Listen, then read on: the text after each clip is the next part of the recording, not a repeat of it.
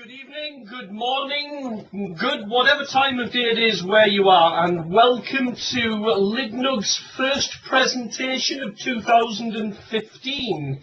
And we're kicking off this time with Matt Ellis from JetBrains, who's going to show us what's new in Resharper version 9. For those of you who don't know, Resharper is a productivity enhancement for Visual Studio, and it's basically the Swiss Army knife of everything that is there to help your developer's life be easier.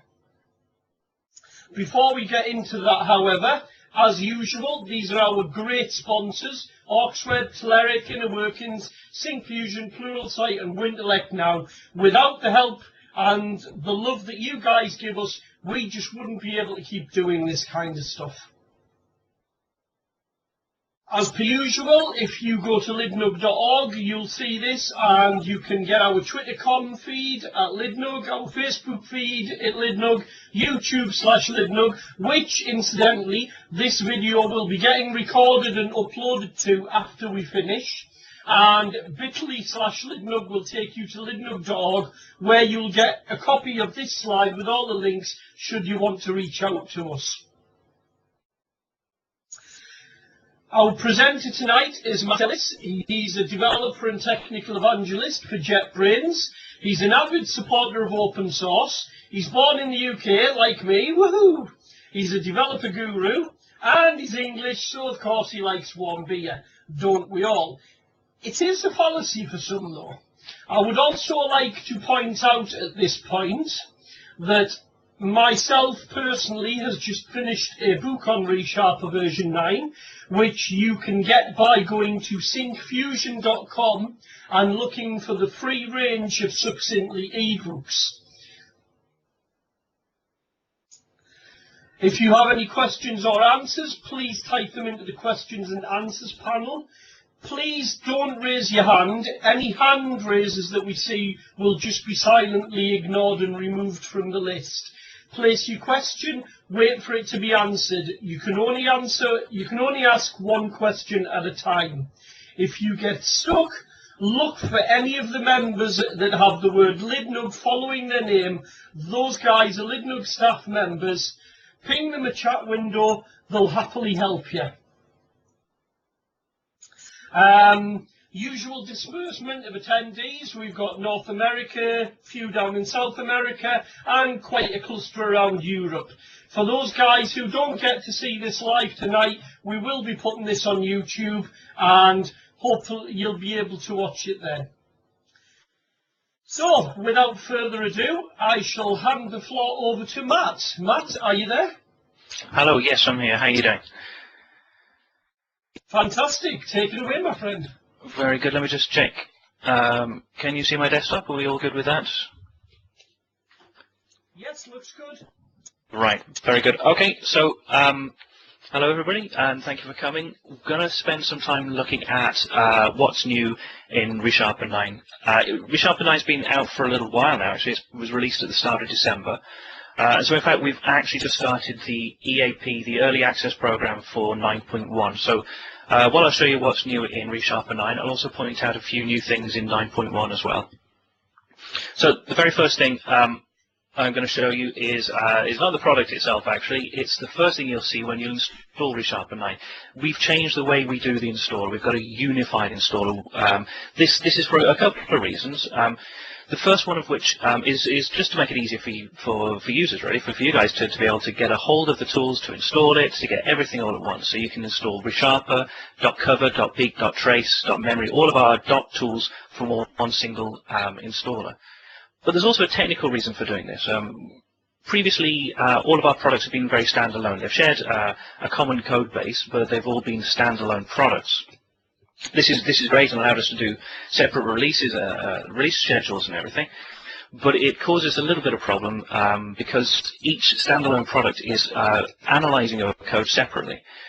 With 9.0, we've done a refactoring across the whole code base here so that all of our products share the same common platform in binary. That means they share the same resources. When we're analyzing code, caching code, navigating, we're all sharing the same code now. So this means that when you install .cover or .trace or .memory, it's now got a minimal overhead on top of Resharper. Which is great, and so that makes more sense now to sort of combine it into a single installer. The other useful things here as well is that it allows us to enable and disable features. So we can, if you're not interested in unit testing, you can just turn that off. If you want to disable TypeScript support, you can disable that as well. And finally, that it makes it easier from a licensing point of view. Whereas before we had separate licensings for each of the products, .trace or .memory and so on, and Resharper itself. And if Resharper had a different licensing, you could get the full edition or the C# edition. You know, one was missing Visual Basic support. We've completely streamlined that, made that a whole lot easier. We've got the Resharper, and we've got Resharper Ultimate. Resharper is all of the .NET tooling, so C# support, VB support, and also XAML, HTML, CSS, JavaScript, and so on. Whereas Resharper Ultimate includes all of the other .NET tools. So that includes .trace, .memory, .cover, but it includes all of them. We've got Resharper C++ as well. We're working on this. This is still in beta. I'll show you some of this later. And that will, the current plans for licensing that is that we'll have another separate thing here. So we'll have Resharper, Resharper C++, or Resharper Ultimate. Resharper Ultimate will actually include C++ as well. So that's enough about that. Let's go and have a look at some code then. So the first thing I'm going to look at then is some navigation type features, things that we have added with regard to navigation. The first one I'm going to show you is looking at usages. So if we do a find usage now, we've made it asynchronous. It runs in the background, it runs much quicker, and it doesn't interrupt you while you're running a code. If you spotted it there, if the link was fast enough, and if you kept an eye on it, in the top right we see a little progress bar, and it'll just show you the progress as it goes to find it as it's running there. So a little simple thing there to run it asynchronously to make it quicker for you to get to your code. So another thing we've changed with find usages and navigation is we're trying to focus on what it is you're trying to do with this. What happens when you're searching for find usages? And generally you've got a big list of results, so page after page of results, which you're trying to look through to see what it is that you're trying to find. And quite often this is more information than you want. And while we've got some filters here, we've always been able to say turn off unit test usages, and that can filter out where it's being used in a test method, which just happens to not have worked there, which is typical. It might hide that. But what we can also do now is, as you're going through here, what we can do is we can select these items, we can right-click on them and just click Ignore, and it will sort of grey them out there to hide the code that you want. You can also hit the delete key, and that will do it for you. And so it gives you a nice, easy way of kind of keeping track of where you are through this list and what it is that you're looking for. You know that these bits of code, they're not interesting to you, and so you can just move on. So just jump back to the member reference here.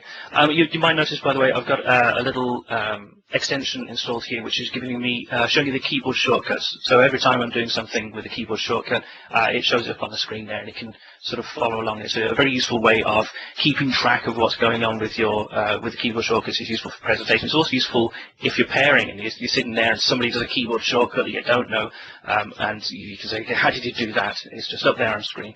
You can get that from the extension manager under the Resharper menu. So back into navigation. Another thing that we wanted to add was the idea that if you're looking for code and looking for usages, quite often you'll see, if we do find usages on, say, member reference here, we'll get a long list of answers of where it's being used. But it's being used in lots of different places. It's being used as return types, as generic methods, parameters, and so on. We wanted to be able to answer the question, how do I get a hold of one of these? So where is it being used so that it returns back so that I can get a hold of it? And so we've added a new feature here, which is navigate to exposing APIs. And when you select that, Resharper will give you a big list of wherever this particular type is being returned as a return value.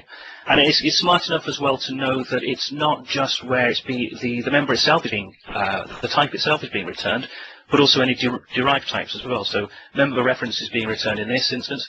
If we look down, we can see type reference is being returned here, field reference, and if we scroll further down, let's get down towards the bottom, we can even see it's picked it up with generic methods here. It knows that member reference or one of its derived types is being used as a generic parameter for field, and so it can show that it's being used here.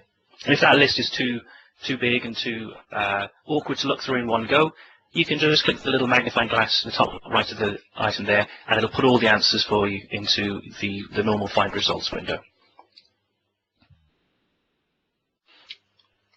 Right, so another little useful feature which we've added, let's just create a generic type here. So if I have a list, new list of string, I can do go to the type of object, try and go to the type of the symbol here. Remember the type is a list of string, and if you navigate to a list of generic type, it's Resharper wants to know, well, which bit do you want to go to? Do you want to go to the list, or do you want to go to the generic parameter there? So we now show you that it's we give you the choice to either navigate to the list or to navigate to the generic parameter. And let me just switch over to Resharper 9.1. We've actually made a new update for 9.1 here, which is kind of going the opposite direction. So if we want to do find usages, if we say find usages of a list of a generic type, so list of namespace entry here, Resharper will say, well, do you want to find usages of list of namespace entry, or do you want to find usages of list of T? And if you say list of T, it'll find wherever it's being used. Let's just pull that up so it's a wee bit bigger. It'll show you wherever list is being used with any generic method, or if you do list of namespace entry there, it would show you just the proper generic item it's got there. And that's actually configurable as well under IntelliSense. Let me just see generic. It's another new feature we've added as well, search in the options there. There's a whole load of options which sometimes makes it very difficult to find the thing you're looking for. And so we've added search in the options pane there, so we'll be able to quickly get there. And you can get now to the generic usage type there, and we can say, for this particular case, show me the pop-up to decide what we want to do. Always search for all substitutions, always search for exact substitutions. So how you want it to behave is configurable in this case. And then the searching options is a very useful thing as well, actually. We can search for anything. So if you want to change how your var usage is handled, we can go into there and it'll take us to, say, inspection severity, and it'll highlight everything on the right-hand side. So it'll highlight wherever var is being used, and you can scroll down those, and it'll just show you the useful ones. Or we can say, let's have a look for completion, and we can look at completion behavior, and it'll tell us how that works. Or we could sort for formatting, and it'll give us lots of information about that, or say comma, and it'll show us how we could then format our code with commas. So it'll filter everything down for us and allow us to search. And so it's really intended to try and allow you to get to the functionality of the program just as quickly as you can sort of navigate around your code. You know, we're well aware that with the options here, we've got a lot of options, we've got a lot of keyboard shortcuts, and we realize that this can be daunting. So we want to try and make that easier as well. Let me just switch back to this one. So we've got a huge list of keyboard shortcuts, a huge list of commands, and it's great when you know all the features, all the keyboard shortcuts. You know, you can jump to a navigate, or you can just navigate directly to the where it is that you want to go to. It'll navigate around the code for you. But to try and make it easier for when you don't know the keyboard shortcut, we've expanded the Alt-Enter menu. So when you invoke the Alt-Enter, let's invoke it on a normal menu here. We normally get the menu options in the Alt-Enter as you're used to. We've now added a little magnifying glass item here. When you click on that, we get to type in an action name, and it'll filter down, and we can see all of the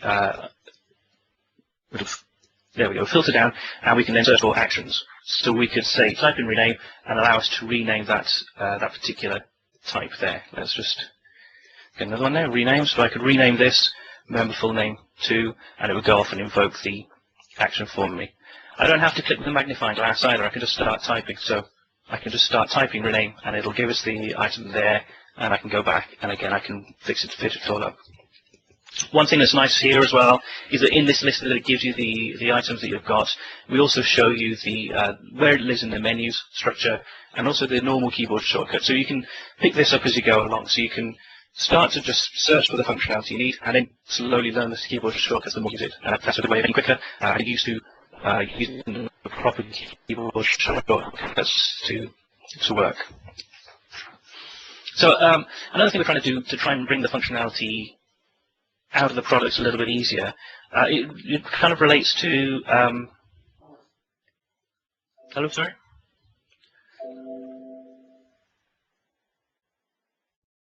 Right, so let's Fine. You're absolutely fine, Matt. Continue. very good, very good. Right, so following on with the theme of trying to make the functionality of the application of Resharper, make that as accessible to you as the rest of your code. We would take a look at how we deal with formatting. So if we want to format code, we're very much aware that there's a lot of formatting that we can do. We've got a lot of options you can choose from. You know, C# here has 5 pages of formatting. We've got it for Visual Basic. If we go to JavaScript, we've got another 4 pages worth of options.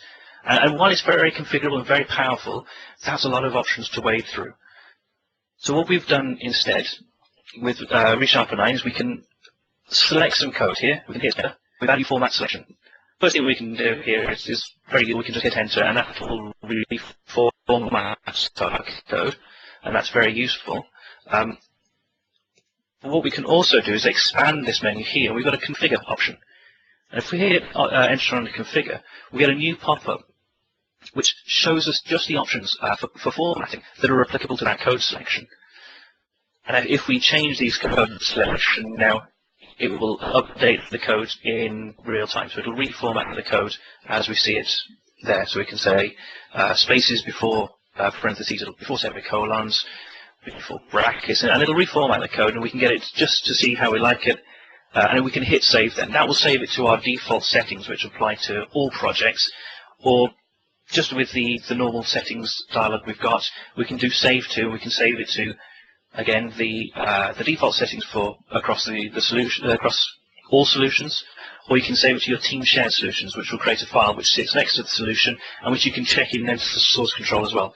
So again, it's trying to make it easy for you to build a common formatting style which you can apply how you want to. And of course, if we hit cancel, it then undoes all the formatting it did, and we're back to how we were before.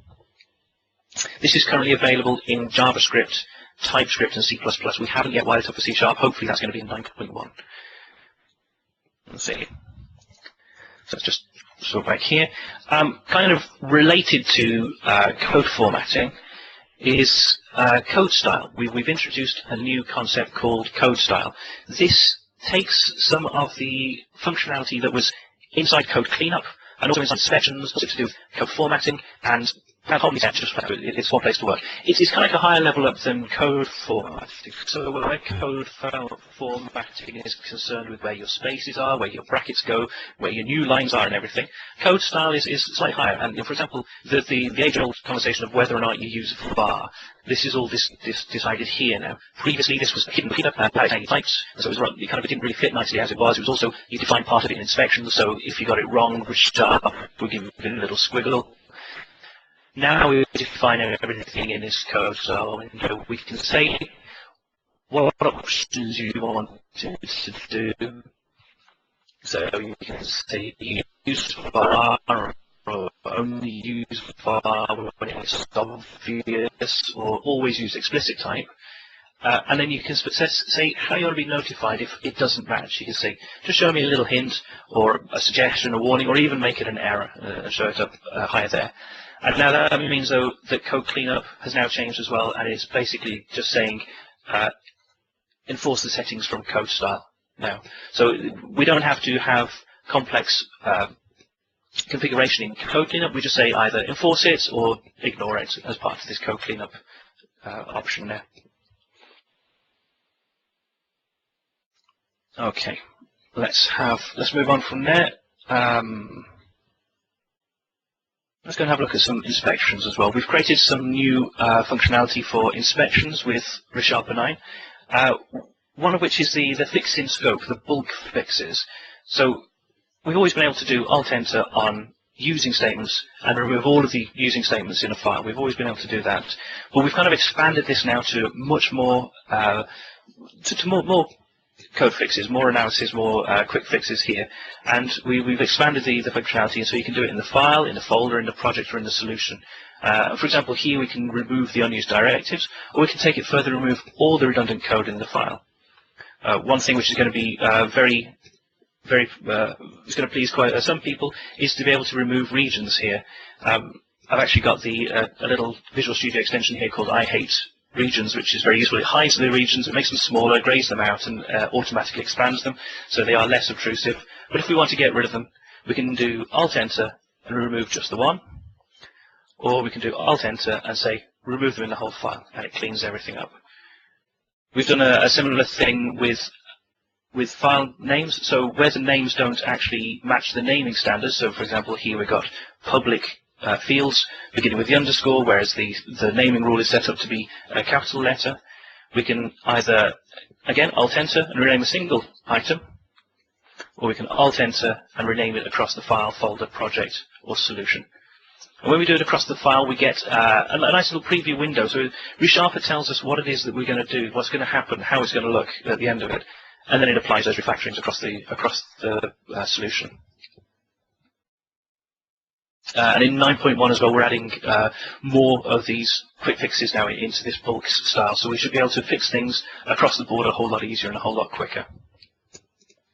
Now we have some other inspections which are really rather nice as well. So this one is all about collection element nullness. So this one analyzes where your collections are being used and whether your collections have got null items or not. So in this example here, we've got a method called analysis, which is taking in an enumerable of items. We then filter this. We've got a where clause here, where we're saying if the item doesn't equal null, then it stays in the collection. We then iterate over the collection, and inside we're saying if the item doesn't equal null, do something with it.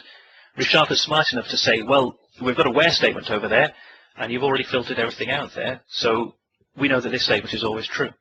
So Resharper's smart enough now to do that for you. Resharper can do it based on the standard link query clauses. We've annotated all of those so that we know how those work, where, first or defaults, and so on. But if you want to do it for your own methods, you can use Resharper's annotations. We have the JetBrains.annotations namespace. We've got certain attributes in there which you can apply to your own code, and it will give Resharper better hints about what's going on. So we've got the item can be null, saying that any items in this particular enumerable, they can be null. So at this point, Resharper, as we're iterating over it, Resharper says, well, actually, you might get a possible null reference exception here, so you might want to do something about it. And of course, we've got the Alt-Enter check for null. Similarly, we've got the item not null attribute, and that's saying that the items in this this list, they're definitely not going to be null. And so Resharper says, well, this expression is always true, and we can Alt-Enter, and we can fix it all up if we want to. Next inspection I want to show you is about collection usage. And Resharper's now got very smart enough to know whether a collection is being written to but not read from, and vice versa. So in this example, we've got a new list here, which we're creating here. We've got a method called addListener, and we're adding a value into the list. But Resharper is now telling us that the collection of the content of the collection is only updated, but we're never using it. We're only ever adding something into it. So if I uncomment this code, Resharper's happy, because now it sees that I'm iterating over the list, and it sees that I'm doing something with the contents of the list. Similarly, if I comment this one out, Resharper gives us a comment there saying that the content is never updated, so I'm only ever iterating it, but I'm not actually using it. So it's a very useful way to sort of trap common mistakes of where you think you're working with a list, but the list is actually empty or hasn't been added to.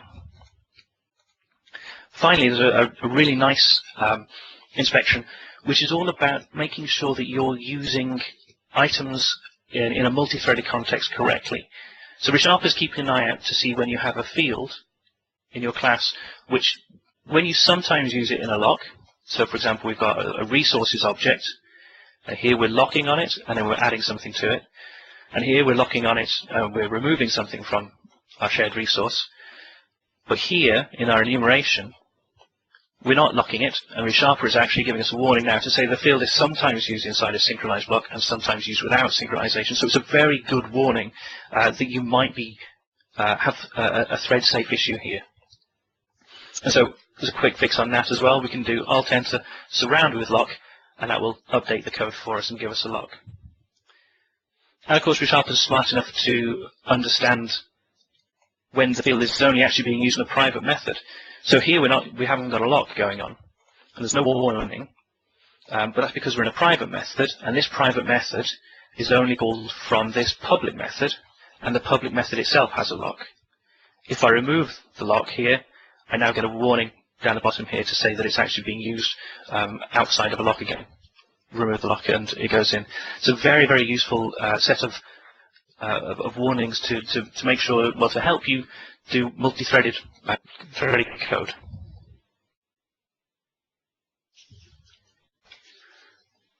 Right, so let's have a look at, let's pop over here. Let's have a look at some code which we've got for editing then. So with Resharper 8, we introduced some code for we changed the way our code completion works. Basically the idea was you just type and Resharper will fill in everything for you. So if you just type string builder, it will include it all for you and it will work. So if let's go to a different file there. So if I can go, right, this is a good example I think. So if we see at the top of this file there are no using statements. So if I just create a quick method here. Now, if I want to create a string builder, so Resharper here is saying string builder, it says in system text, and we see that when we select it, it just automatically adds the using statement. So the idea was to allow the user to just start typing, and we will fill in the blanks. We'll just make sure it all works for you, and the IntelliSense will just work.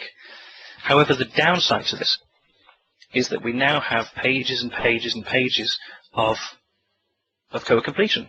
So you can no longer browse. It's great for when you're typing, when you know exactly what you want and when you know exactly how to get there or what an item is called, but it's no good for browsing. And so we end up with a huge, huge list that is actually not very useful. And so with Resharper, we've added filters. So we can filter by namespace or by and just show namespaces. Just show. Oh, right, I'm going to have to. That's 9.1, and you can see there's the cutting edge of technology. It wasn't working, so let's swap back to 9.0, and if we click on the filters, there we go. We now see that it'll just show you the namespaces, or it can just show you classes, or just show you interfaces, or just show you structs and so on, or properties.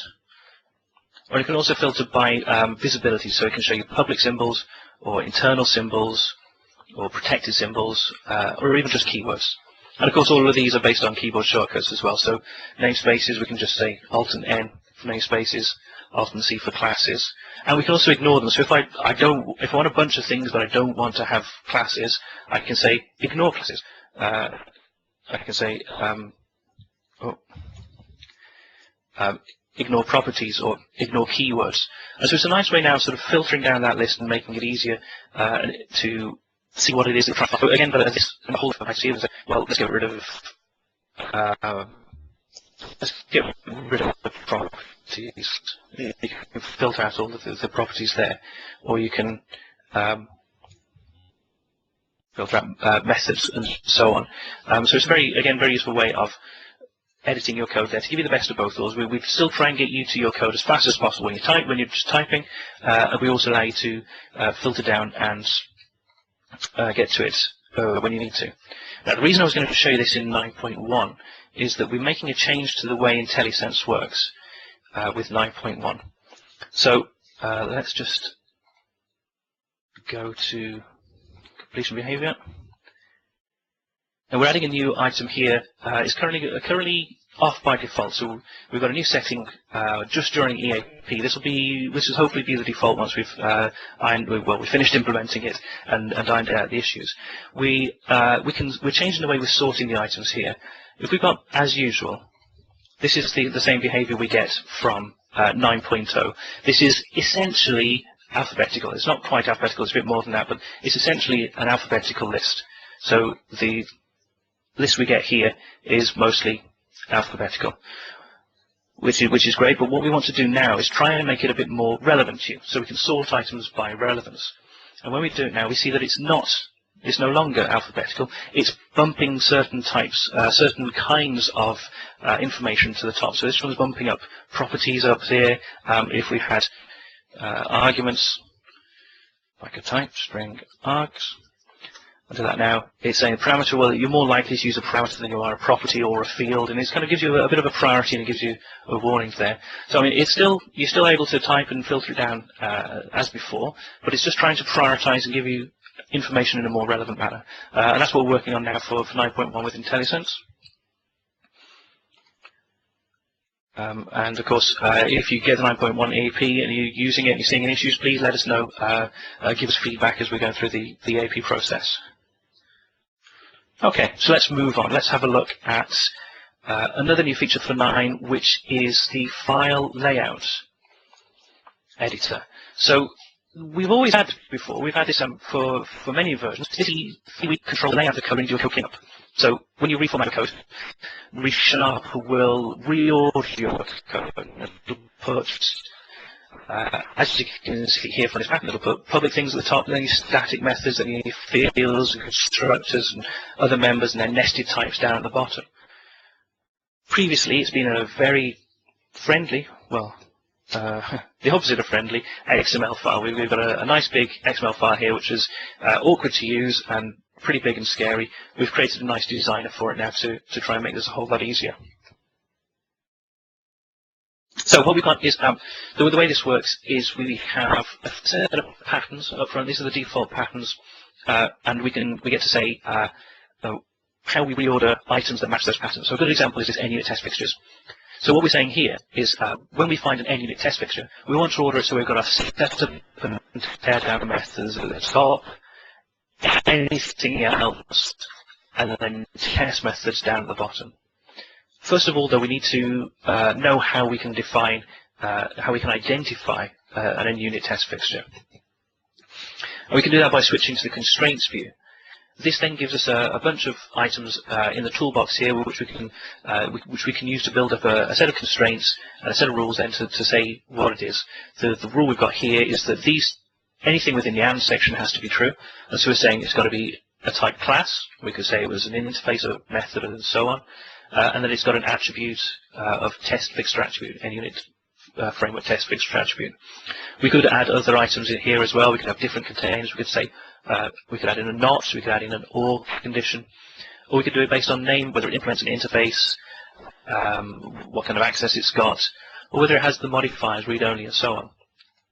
So now we've identified that these are NUnit test fixtures.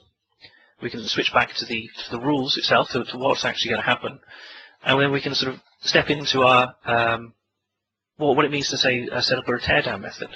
And again, we've got conditions that match these. So we've got an AND condition, and it's saying that, well, first of all, it's got to be a method. So it sets up a teardown method, it has to be a method. Again, it's our drop-down list of different types. And we've also got, oh, hello. And we're back. Yep, so we're saying two conditions. It's got to be a method, and one of these has got to be true. It's got to either have an attribute, a setup attribute, a teardown attribute, a fixture setup attribute, or a fixture teardown attribute. If it matches those, then it's considered to be a setup or teardown method, and it'll go at the top of the list. All of the methods has no constraints, so that'll match just about everything. And then, of course, we've also got our test methods, where we say that the method is the kindness method, and it's got an attribute of test attribute. And this is all that's needed now to be able to reformat our NUnit test fixtures in this particular manner. There's a similar item here for COM interfaces. We're basically saying don't reorder these at all, and it matches them based on that it's an interface, and it's got an interface type attribute or a COM import attribute, or overall it's got a strut layout attribute. So that's how we can make sure that code cleanup doesn't reformat your COM codes. The default pattern doesn't match anything.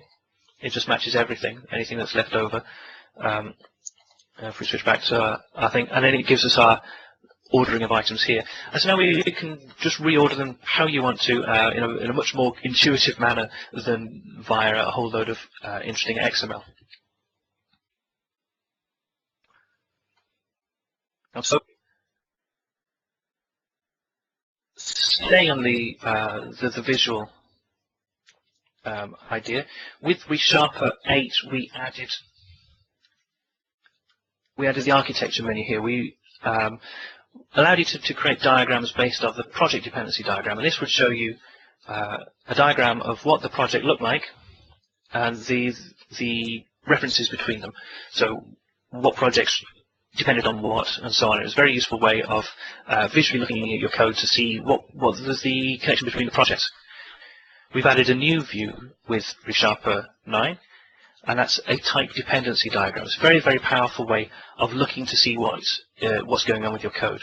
There are several ways of invoking it. You can invoke it directly through the menu like that, or if we just pop back, you can right-click on it, and I've lost it. But what you can do instead is bring up the inspect this and show type dependency diagram. And of course, you can also do your Alt-Enter and start typing, showing the type dependency diagram. So what happens now is Resharper will give you a diagram with just that item on the canvas. If you hover your mouse over the item, you get a very rich tooltip now, showing you all the useful information about this particular type. It allows you to navigate. You can click there and go to the declaration. It'll just take you straight back to the code.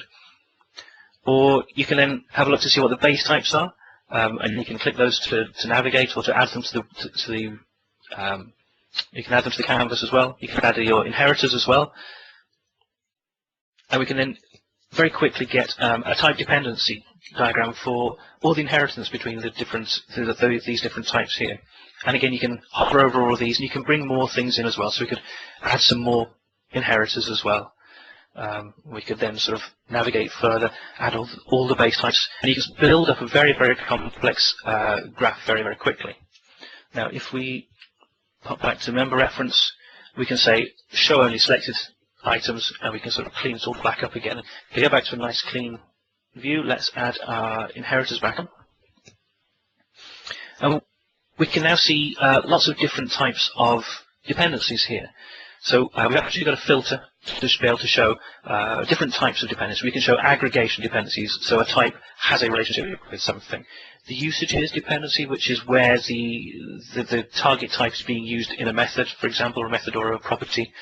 Inheritance dependencies, obviously what that one is. Return type dependencies is where a particular type is being returned as part of an API.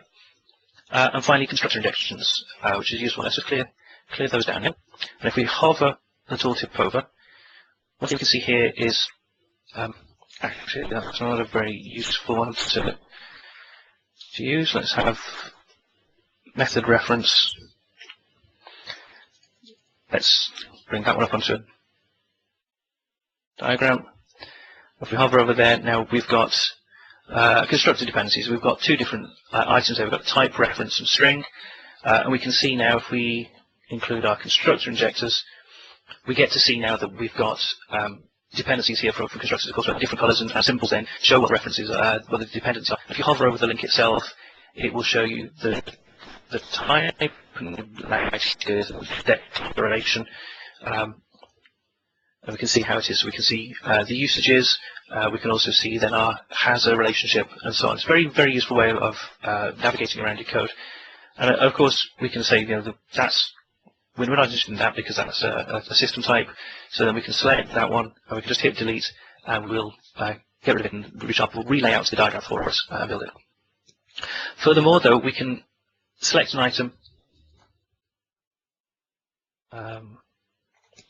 Let's just make sure that's turned on. Why is... Okay, we are able to pick up an item. There we go. We can pick up an item and we can drag and drop it into a different folder. So ReSharper is showing us these collapsible folders here, and we can show to show us where the types are actually defined, and it allows us now, if we drag and drop it, we can execute a move folder refactoring, and it'll move the file, move the folder type, and fix everything up for us, which is very useful. Okay, so next thing, this is where a picture paints a thousand words. We've got support for Xamarin Forms with ReSharper 9. So if you're doing mobile development with Xamarin, we support full IntelliSense in their XAML implementation.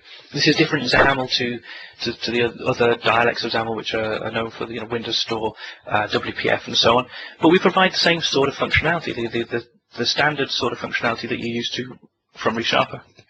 Excuse me, so that's code completion, typing assistance, navigation, find usages, even extracting resources, and supporting Xamarin's own implementation of color, which is different to the other flavors of XAML and XML.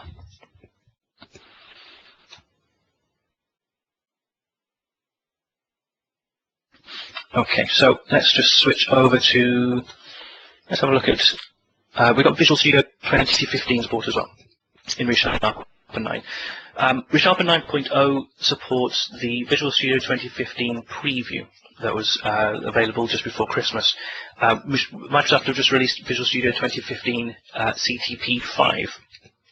If you want to use this, you need the 9.1 EAB. And this is what I'm going to show you now.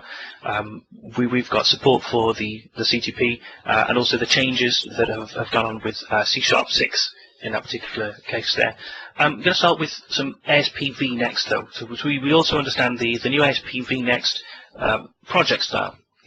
This is very different to the way projects are currently implemented. There's no CS proj file. Everything instead is stored in a project JSON file. So we've got our dependencies here as NuGet packages, not as DLLs. We've got commands and frameworks, and these are then how we bring in the files themselves. But ReSharper understands them, and it gets there, so we know all of our different types, so we can still navigate around our code. We can get to application user and get back. We've got controllers. We could find usages of them. Again, let's just dock that like that. We can find new usages and see how it's working. And we've also got standard MVC type functionality, such as yay for CTPs. So that's a CTP running in EAP, and it's crashed. Let me just reload that. Well, let's see how quickly that all reloads. So what I want to show you there is the functionality with MVC support, whereby if we have account control, let's navigate. Come on. Standard MVC support, which we've had in the product for a little while now, where, for example, if we have a view, is it going to take a moment to think about this? Visual Studio is currently restoring the references. Hopefully that will come good in a sec. There we go. We should be right. Okay, there we go. So we're back.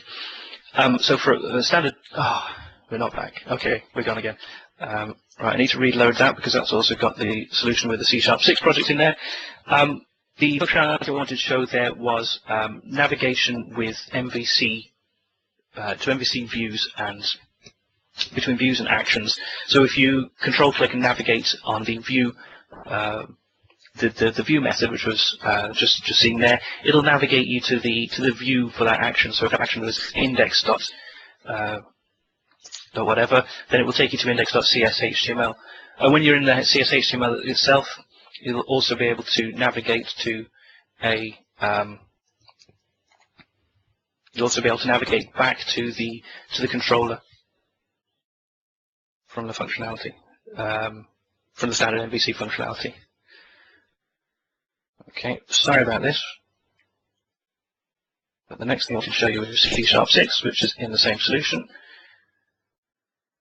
So, if you do with me a sec. The other part of the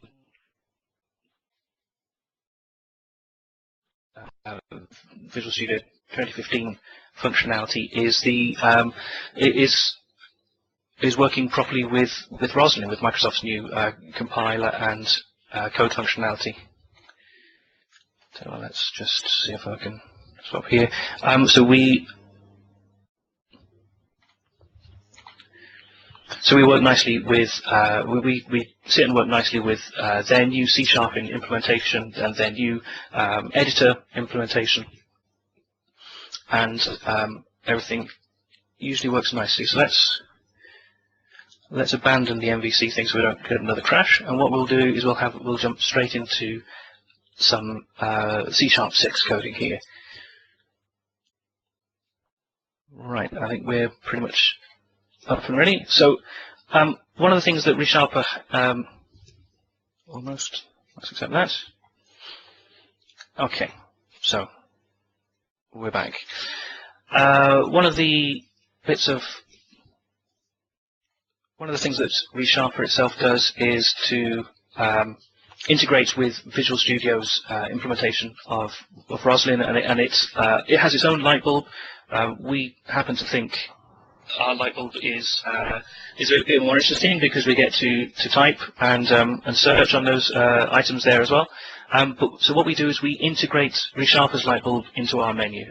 We integrate Visual Studio's light bulb into our menu here. And when we add items there, you've got a little brackets there with a Visual Studio at the end. If you click that, you can just invoke a standard Visual Studio action. And of course, we've still got all of our items here, which you can still invoke. Interestingly enough, we suppress the Visual Studio functionality for where there's an exact replacement in here. So previously we had removing redundant, unused directives here. Was also a Visual Studio one. We were smart enough to know that there's no point in doing two the same. We will be able to do it there. Of course, ours will allow you to do it in the file, the project, and the solution. So C#6 then. We also there's an option to hide out the Visual Studio squigglies. So we provide squigglies, and Visual Studio provides squigglies. And to stop them conflicting, if you want, you can disable the Visual Studio ones or not. You can also disable whether or not we integrate with Visual Studio's light bulb. So now we understand C#6 syntax. So let's start down here first of all. We've got an index initializer. This is a nice simple one to get us started here. This is like an object initializer where we put when we're creating a new item here, instead of passing in items to go in a list or calling properties and assign them, we actually get to call an indexer. And we get to just sit there, and Resharper just understands how that works, and it still allows us to navigate and control click and take us to the implementation of the indexer. In this case, it's compiled code, so we can decompile it and step into it and carry on. So if we hop back up here to the using statements here, this is one of the change in syntax that we got with the recent release of C#6, CTP5, and what we can do here is when we bring in a static member, so we can do using static members here. There's a change in the syntax. Resharper is smart enough to know that you can't just use a type here, you have to use the right method, and you can fix it up, and you can use the static member here, and it'll bring it in and fix up the code there. And because we've got those static members here, we can also say that, we'll also see that these items are grayed out, the qualifier is redundant, and so we can remove the qualifier immediately and use the static methods without having to specify the console. And of course we can fix that up for the whole file. Now we've got more red code here, which again is a symptom of using as a EAP version. We've got support for exception filters, except it appears to be broken in this current build. of Resharper, so we will get that next time. But we've got more interesting stuff down here, which is auto property initialization. So we know you can specify the value of a property. You can set a value at initialization time. So when the class is constructed, the value is applied to the property, and we know now that the private setter is no longer needed, and we can hit Alt-Enter, and we can make it into a proper getter-only property. This is a nice feature in C#6, which allows us to do genuinely read-only properties. It can be set once, but it can never be set again, whereas private set allows us to set it at any other point in the class. And again, Resharper knows that this is being set, but only in the constructor, so it grays that out, and we can clean that up, and it'll fix it all for us. And again, Resharper knows that we've included in, we don't need to use the qualifier because we've got the using static at the top of the class. We can clean those up. And similarly, we've got a suggestion here. Resharper says you can convert this to an expression body, and we can make our code more terse here by just returning, by creating a property via an expression body. This will create a standard getter-only property which returns the result of that calculation. We can also take this a little bit further. If we have a look at null propagation is a great feature here where instead of having to check for null and returning null and then accessing a type, we can use a new operator, the null propagating operator, to conditionally access the name property. So if circle is null, it'll just return null, otherwise it'll evaluate the whole thing. Resharper is smart enough to recognize that pattern of code and allow us to fix it up for us. Furthermore, if we sort of inline this, we've now got a context action on the return to make this into an expression body, and we can then really quickly fix up our code and make it much more terse and a whole lot cleaner and nicer.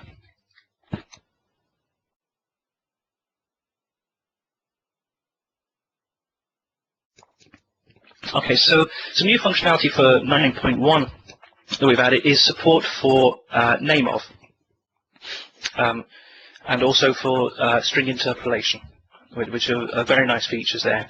So name of is an operator which aims to make it a whole lot easier than using magic strings.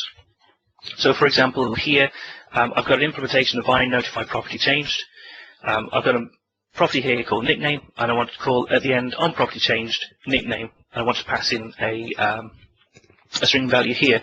And right now I'm using a magic string, but Resharper is smart enough to say, well, actually you can use the name of expression here, and it will now allow us to use the name of operator. And the usefulness of this now is that if I rename the type, it'll all get picked up and renamed properly. So Resharper is smart enough to Resharper is smart enough to know where it's being used in the name of operator and appropriately rename it. Similarly, if we do find usages, it'll take us directly to the usage and it'll show us there. If we're using it in more than one place, it would give us a list there and show us where it's being used.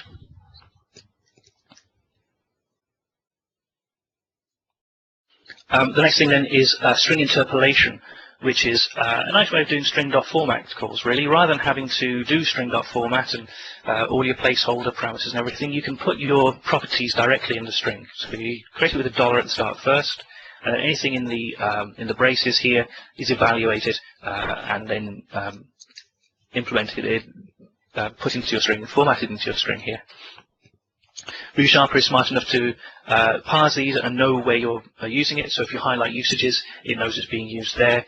If we navigate from there, it'll take us directly to the type.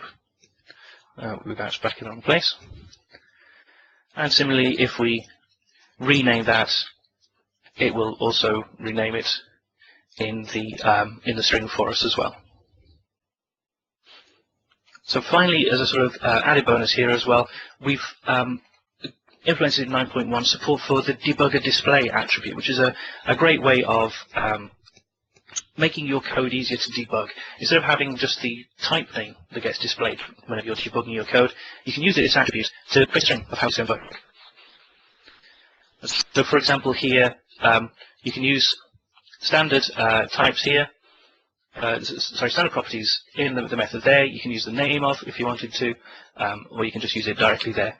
Of course, we've got standard IntelliSense there, and in fact in string interpolation as well, I should say. We've got IntelliSense going on there. We can have arbitrary methods and so on. And so we've got support for all of these new features and functionalities there. Okay, let's have a look at some TypeScript stuff. So TypeScript has seen a whole lot of updates in both 9.0 and 9.1. 9.0 introduced about 270 new inspections, most of them with quick fixes there. So we can do things like create from usage. So let's have a look at this here. So if we've got an example here, we're trying to do console.log on a variable that doesn't exist. If we hit enter here now, I can create a local variable and have it there and create it, or again, create a module element. And when it creates it at the module level, it can say whether you want to create it as a class, an enum, a module, or as a variable. If a module, then it'll just create something new for us, like that.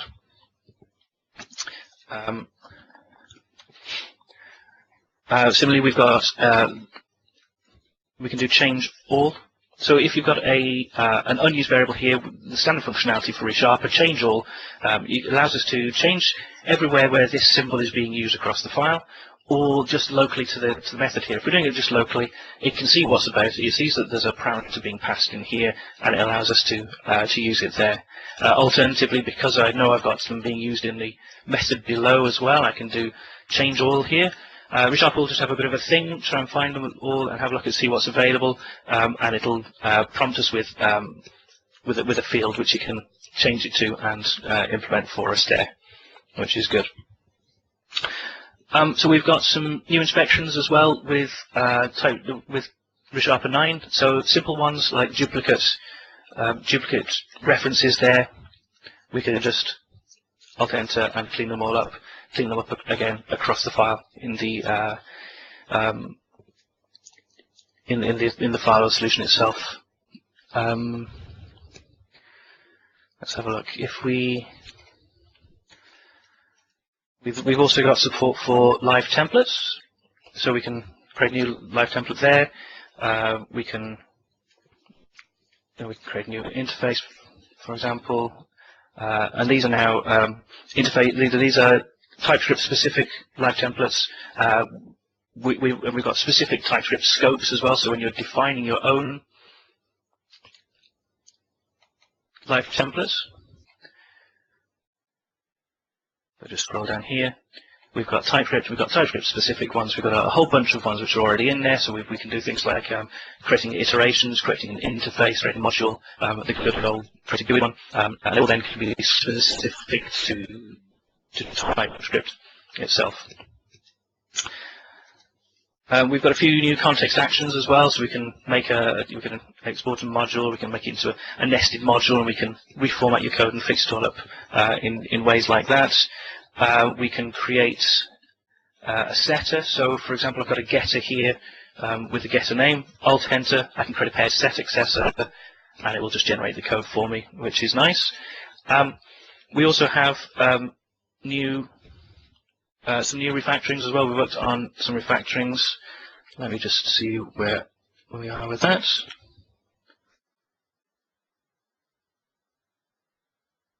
And so we can. So what have we got? So we can introduce a new field, or we've got refactorings to copy a type. So we can create it give it a new name, give it a new module, foo.bar, and it'll create it for us. And we can then use the move type to another module refactoring, which is another new refactoring for 9, and bar.quotes, and it will reformat the module for us. And we've also got it so that when we rename a file or a type and add in the reference, it'll update the reference for us as well. So here with the generation.ts, we can get the same time. Also got some functionality for generation. So Alt Enter on interfaces allows us to implement the missing interfaces of the type there.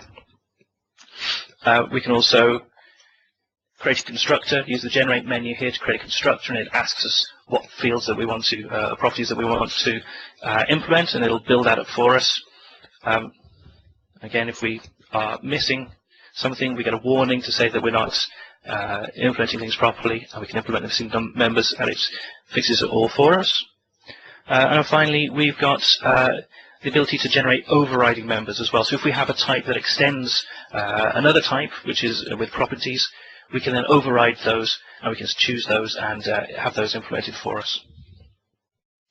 And similarly to the way JavaScript works, we can forward selection, and we can configure it, and it'll show us just the settings that are appropriate just for TypeScript, which is very useful. So new for 9.1 with TypeScript is support for TypeScript 1.4. So we've got things like support for union types, where you get to say that whether a type is one of a number of different types. So for example, here we've got an argument being passed in, which is either a number or a number array.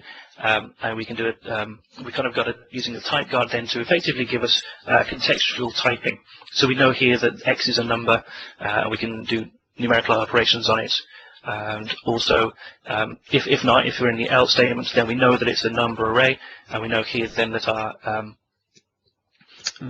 operations should be what's available on an array here, such as reduce.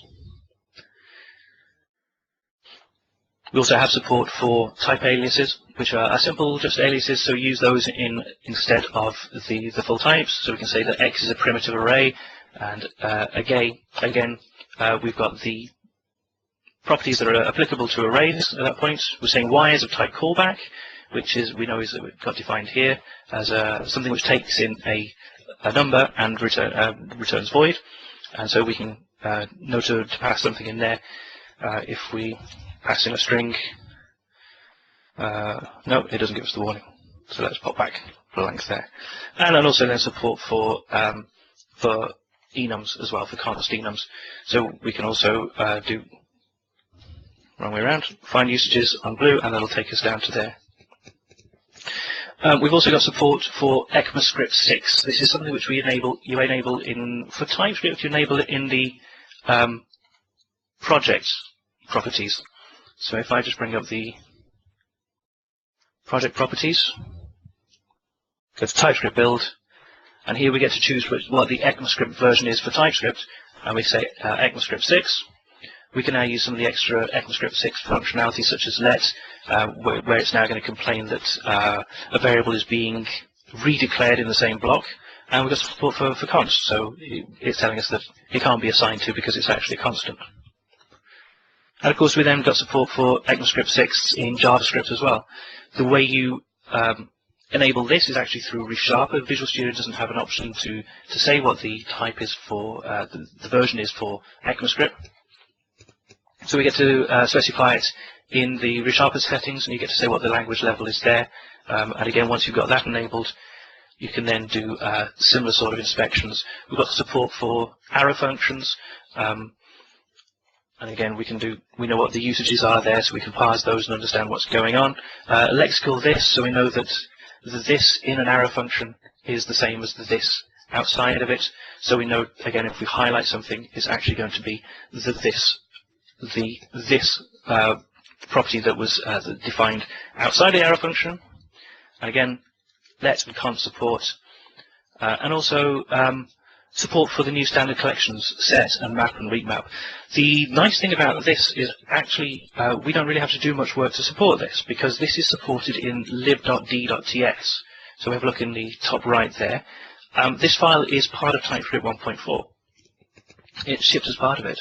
And this is the thing which defines defines the standard library. And so we just parse this file, and we understand that these types are available, and we get to use them. And this is a very powerful feature, which is perhaps a little less well known with Resharper. If you use a .d.ts file, it improves your IntelliSense for JavaScript. So I can include a jQuery.d.ts or an Angular.d.ts into my project, and it'll improve the IntelliSense and the code navigation and so on for my JavaScript projects. It's very useful and very, very helpful. Right, let's think I can do this one over here. Right, regular expression support. This is my favorite feature for Resharper 9. Regular expressions are dead useful, really good, but they're a little bit opaque. They're a little bit hard to read. They're usually this blob of string in the middle of your code, which is not terribly useful to use. So we've added support for it. We've got syntax highlighting for regular expressions.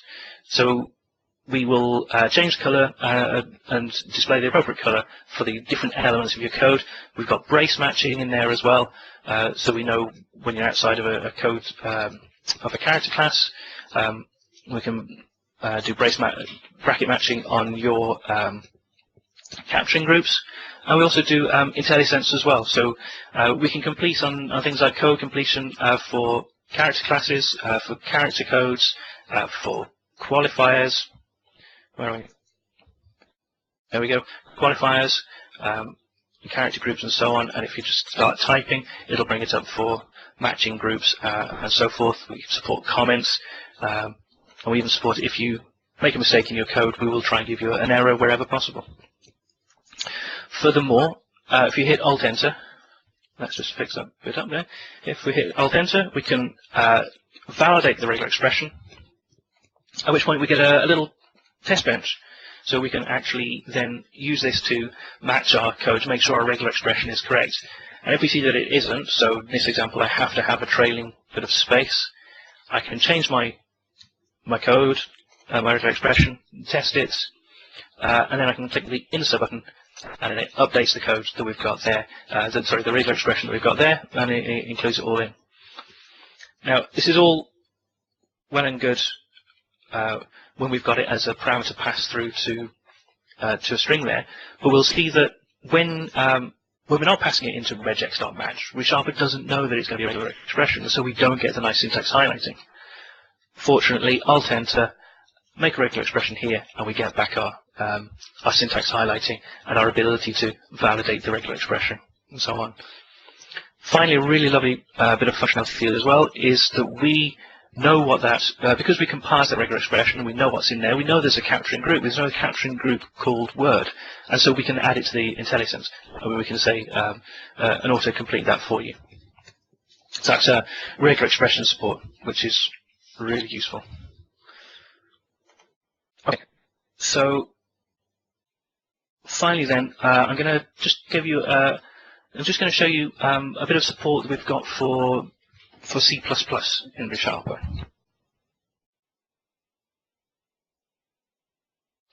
This is something we've been working on for a little while now.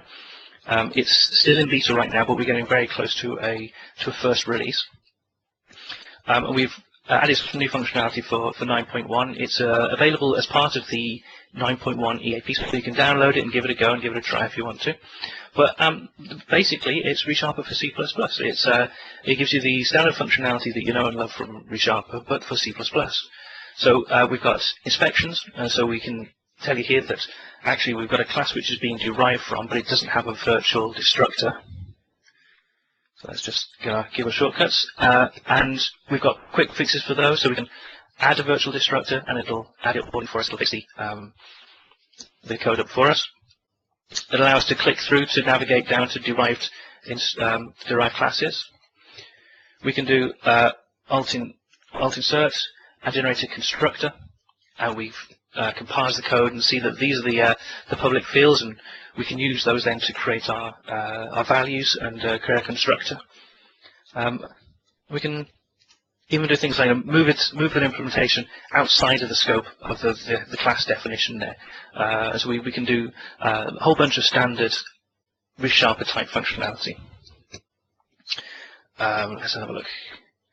The things like create from usage as well. So here we can see that we're not actually doing anything. We can create a variable, a field, or even a global variable. We can say the global variable equals 12, and we're good to go. Supports standard refactorings. So age here, we can change that, and we also do the suggestions as well. So and also using the naming standards, which are more appropriate for C++ rather than C#. So legal underscore ages gets selected, and I can do that, and it'll rename it for me. And again as well, find usages works as expected. and shows us where we are, and we can navigate between those. So we also work with macros as well. Macros, the C++ has a preprocessor which makes life very interesting with all the complex things you can do with macros. But we understand these. We understand these such that we can actually substitute macros as well. So let me back up a second there. So we've got this mad macro here, which is defined at the top there, and it's defined in terms of multiply. Well, what we can do is we can unroll that. We can inline the macro layer, we can substitute it, and Resharper will fix it up and put effectively that macro in how it was. We can also do that in multiple steps here. So we can substitute the macro call and all nested calls as well, and it will unroll the macro as best it can and fix up the code as it sees fit. Finally, then, there's a whole bunch more of interesting functionality I could show you. There's inspections, for example. This one's telling us that that we've got a problem with operator precedence, and if we kind of fix things up, if we use the if statement here, then it highlights exactly what's going wrong here and allows us to fix our code up properly. And again, things like telling us where we're using a semicolon and if, so it's probably not what we intended to do. But what I wanted to show you then is this last bit here. This is my favorite feature with the C++ support. Is support for templates. Templates are not like .NET's generics. They are more of a compile time functionality, and they can be used for various metaprogramming type scenarios. But what we've got here is we've got a factorial template where we've got a value field which is defined in terms of the value passed into the template multiplied by the value of the previous factorial instantiation. And this is going to be a compile time constant when it's actually evaluated at a compile time, because it will just keep on looping until it gets down to our 0 factorial, at which point we get a value of 1. So we've got the factorial of 0 here. If we hover over here, Resharper knows, because it's defined up here, that the value there is 1. But it also knows how it can unroll those factorials here and work out that value. You can see that the value here is 24. If we change that, it'll also work it out and evaluate it there, which I think is a very impressive way of working with C++. So that's pretty much everything that I'm going to show you tonight. This is the list of everything that's new. There's a whole bunch of new stuff. The Resharper for functionality thing is a big one. Alt-Enter and just start typing. It's a very good way of getting at the functionality within the product. We've got changes with editing to give you new code completion, navigation to make it faster and easier to get to code, and work with generics a bit better. Some good new inspections for things like collection usage and multi-threading and locking. The file layout editor is a big change and a big update from nasty XML files. The type dependency diagram is a great way of investigating a code and walking around it. The Xamarin Forms improvements there. Shared projects, I didn't even show that one. That's just a quick one here. We've reworked the way we deal with shared projects. So here I've got a solution with Windows and Windows Phones that are using a standard shared project here. I've got a type which is being used by both. When I find usages now, this is a very simple change, but we say, well, which context do you want to find it in? Do you want to find the type in the context of the Windows Phone app, or in the Windows app, or all candidates? So if we do all, we go and search for usages, we're searching for both usages there, and if we expand that, we can see it's being used in Windows, and it's being used in Windows Phone. If we rename it, we now make sure that that is actually propagated across all models as well. So we've kind of got a whole bunch of extra validation and smarts going on in there. This applies to shared files or to linked files as well. So if you're using shared projects, or if you're just including linked files in your projects, you'll see these improvements. Support for Visual Studio 2015, still a moving target as Microsoft work towards release. It's also worth pointing out that we still support Visual Studio 2010, 2012, and 2013, and we support the community edition of Visual Studio 2013. So that's the free version for hobbyist developers. We can install Resharper into that finally now, so we've now got a low-cost way of working with both Visual Studio and Resharper. And finally then, work on languages. We've got support for C#6. The 9.1 EAP gives us support for the latest versions. We're building support for C++. That's ongoing and getting close to release with 9.1. The changes in 9.1 include support for MFC and ATL and COM, plus extra inspections and so on. We've got support for TypeScript 1.4 and ECMAScript 6. There's more functionality coming along for that as the EAP progresses, and we've also got support for regular expressions. So that's pretty much everything I was going to show you. More information, jetbrains.com/resharper, jetbrains.com/.net, which is the Resharper Ultimate stuff. The messages on Twitter to Resharper or myself, Citizen Matt, or send me an email, matt.ellis@jetbrains.com. All looks good, Matt. All looks very impressive. I have to admit, a lot of that research for the book. But you've dug up a couple of things there that were even new to myself, to be honest with you. So I'm definitely gonna go and upgrade my copy pretty much after we finish here. I think I'm just on version 9. I don't think I've upgraded to 9.1 yet. Right. Well, 9.1 is, we've just at the first EAP release. As ever with an EAP release, it's cutting edge. You know, while we obviously we try and keep the quality up, there are features which are not finished, features that are still being integrated and so on. So, you know, just be warned that you're using a beta version. Right now, sorry, my voice is starting to break up a bit here. I must have been talking into microphones too much. I understand that you have a license to give away. Yes, that's right. So yes, I have a name here. Would you like me to say it, or would you like me to put it in a message so you can announce it? I know. Feel free to announce it. That's no problem. Right. Well, the winner of the Resharper night. Well, do you want to tell the folks what license it is, what level of license it is, etc. It's yes. Well, it's just a Resharper license. Yes, absolutely. Right. Well, the winner of the license is Brett Pearson, spelled P-E-R-H-S-O-N. Apparently, according to our records, he's been a LIDNUG/LinkedIn member since 2008. So he's a long-term member. It's not a name I recall from seeing in our membership groups, but, you know, I mean, he's obviously there and been attending, so congratulations, Brett. Matt will tell you how to claim the license, if you would, Matt. Yeah, absolutely. If you can just send me an email, or perhaps yourself, Peter, just send me an email with contact, with a contact email address and just what country you're based in. That's all I need.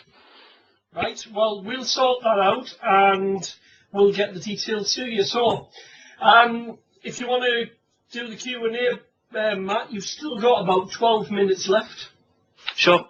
So there are a couple of questions have come in. The first one is if all of the features that have been shown exist in VB.NET. They don't all exist in VB.NET. Generally speaking, when we are implementing these features, they have to be implemented twice, once for C# and once for Visual Basic, because we work at the source code level, and while the languages are very similar, they're not the same, and they're definitely not the same at the source level. So they have to be implemented twice, and the unfortunate fact of the matter is that C# gets more priority because there are many more users than C# and VB. However, we are also implementing stuff in VB as well. So there will be some, but not all of these all the functionality in VB.NET. A lot of the functionality, such as navigation, such as disambiguating generics and things, so things which would apply across the board that aren't specific on modifying the source and so on, they will be working, no problem. The next question then I got was about the collection usage inspections. So this is where Resharper can see that a collection is being read from but not written to, and vice versa. And the question is Resharper able to identify if a list is being read from via a binding set on an items control in XAML, which is a great question, and I have absolutely no idea. So I will have to look that one up and get back to you on it. And then finally, where are we? I think there's yeah. So have you added partial string extraction into template macros yet? Is that a C++ question, or is that a? No, what it is, you know the file templates and the quick code templates, Matt? Yes. Well, as you know, when you're defining a template, one of the template macros is the ability to take the file name and use it at various parts within your template. So, for example, if you created a template for a class, you can say use the file name after public class whatever and make the class name match the same as the file name but without the extension on. Yep. Yeah? Now, what my question means basically is, let's suppose I wanted to take that string but I didn't want to use the entire string. I often use a hierarchical nest of classes when I'm doing data layers, and I put suffixes on the end of my classes to denote what level in the data layer they are. And I would like to be able to sort of pull off maybe the first 20 characters and ignore the last 3, but still use that from the file name, if that makes sense. Yeah, that makes sense. In that particular instance, I don't believe that's possible. The way templates work is that they can have macros. So for the template contents, you can have macros, and those macros are extensible via an extension. So you could create an extension which gave you a different macro, which say reformatted the name to be split by underscores rather than being camel case and have the camel humps. But the file name is actually it's just a file name, unfortunately. It's treated differently to the macros that are inside the content, because it's a special variable for use in a particular place. Yeah. So unfortunately, I don't believe that's possible. I do remember reading somewhere that it was being considered, and it certainly would be a very, very useful thing to be able to do. I'll chase up on it. I'll see what's the status of that. Cool. I'm just making up file name. Okay, so what have we got? We've got, if I purchased Resharper within the last year, can I upgrade to 9? Yes, I think is the short answer. I wouldn't swear to that, but the idea is that if you purchased it with a subscription, then that subscription lasts for a year, and as long as that subscription is still valid, then yes, you can upgrade to 9. We've been trying to move to a subscription-based licensing model, so that within a year you would be able to upgrade to the next major version, whereas previously you'd have to buy you'd have to pay an upgrade price for the next major version instead. So but the way it works then is, if you don't have the subscription, or if your subscription has lapsed, you still keep that version which you're on. So it's not like you only ever buy Resharper for a year. You buy Resharper outright, but if you get the subscription, within a year you'll be able to upgrade. And finally, we're currently licensing an older version of Resharper 5.1. Does that license cover the later versions, or would we need to relicense with additional costs? That would be relicensing. Based on such an old version, I don't know what that would involve. The best thing to do for that is email sales@jetbrains.com, and they'll be able to take you through the process and let you know exactly what the deal is with that and how that works. And I think that's us for questions, unless anybody has anything else. Yeah, if anybody else has anything they would like to ask Matt, we've still got a couple of minutes left. Feel free to post your questions in right now. No, I think we've answered everything that everybody wanted to know. So, yeah, I'll just say thank you to you there, Matt, and thank you for a great session. Like I say, I've already been using V9, so I know full well what it's capable of, and it can only get better. I can see great things on the horizon for it, and I hope you guys will come back when version 10's released and show us what's changed in version 10. Absolutely, I'm be more than happy to. Thank you for having me. And if anybody has any questions that haven't been answered or anything, contact details on the slide there. Give me a shout. Thank you very much, Matt. Great, thank you.